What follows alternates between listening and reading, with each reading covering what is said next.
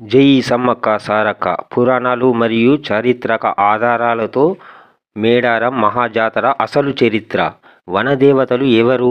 అసలు భూమికి ఎందుకు రావాల్సి వచ్చింది? ఎక్కడికి వెళ్ళారు? కోట్లాది మంది భక్తులు ఆకాశమంత నమ్మకం. అడవి తల్లినే ఇలవేల్పుగా కొలిచే అద్భుత ఘట్టం మేడారం సమ్మక్క సారలమ్మ మహాజాతర. ఇది కేవలం గిరిజన పండుగ మాత్రమే కాదు, అన్యాయంపై జరిగిన ధర్మ యుద్ధానికి ప్రతీక. ఇంతకీ వనదేవతలు ఎవరు? వారు భూమిపైకి ఎలా వచ్చారు? అడవిలో పులి పిల్లల మధ్య పసిపాప ఎవరు? ఈరోజు ఈ వీడియోలో మేడారం జాతర వెనుకనున్న ఆసక్తికరమైన పూర్తి చరిత్రను మనం తెలుసుకుందాం.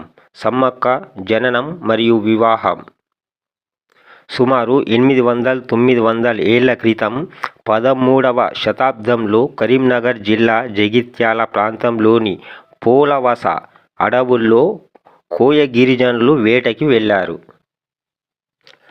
అక్కడ వారికి అద్భుతమైన కాంతితో పసిపిల్లల మధ్య ఆడుకుంటున్న ఒక పసిపాప కనిపించింది.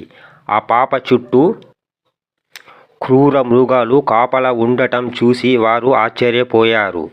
ఆ పాపను తెగనాయకుడు మేడరాజు దత్తత తీసుకొని సమ్మక్క అని పేరు పెట్టి పెంచారు.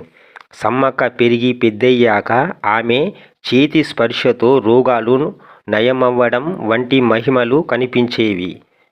ఆ తర్వాత ఆమెను మేడారం పాలకుడైన పగిడిద్ద రాజుకి ఇచ్చి వివాహం చేశారు.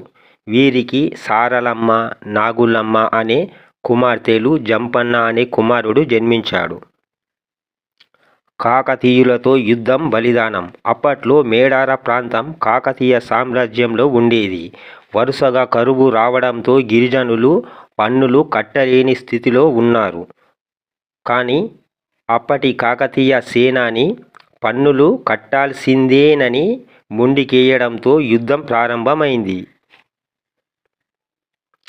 లక్ష్మణదేవర వాగు వద్ద జరిగిన ఆ ఘోర యుద్ధంలో పగిడిద్దరాజు, సారలమ్మ, గోవిందరాజులు వీరమరణం పొందారు.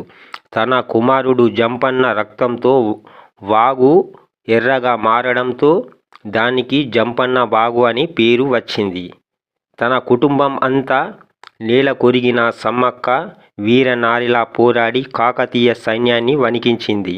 చివరకు తీవ్రంగా గాయపడిన సమ్మక్క చిలుకల గుట్ట వైపు వెళ్ళి అదృశ్యమైంది. భక్తులు అక్కడ వెతకగా ఒక నాగవృక్షం కింద కుంకుమ భరిణిగా మారిందని భక్తుల నమ్మకం. ముగింపు: అప్పటి నుండి ప్రతి 2 ఏళ్లకొకసారి మాఘశుద్ధ పౌర్ణమి రోజున ఈ జాతర జరుగుతుంది. గద్దెలపైకి తల్లుల ఆగమనం, నిలువెత్తు బంగారం, బెల్లం సమర్పించుకోవడం ఇక్కడి ప్రత్యేకత. ఆసియాలోని అతిపెద్ద గిరిజన జాతరగా గుర్తింపు పొందిన ఈ మేడారం జాతర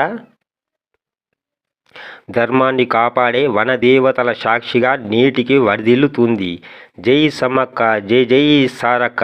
ఈ వీడియో మీకు నచ్చితే మీ మిత్రులకు షేర్ చేయండి, లైక్ చేయండి. ఇలాంటి దైవభక్తి వీడియోల కోసం మా ఛానల్ని సబ్స్క్రైబ్ చేయండి.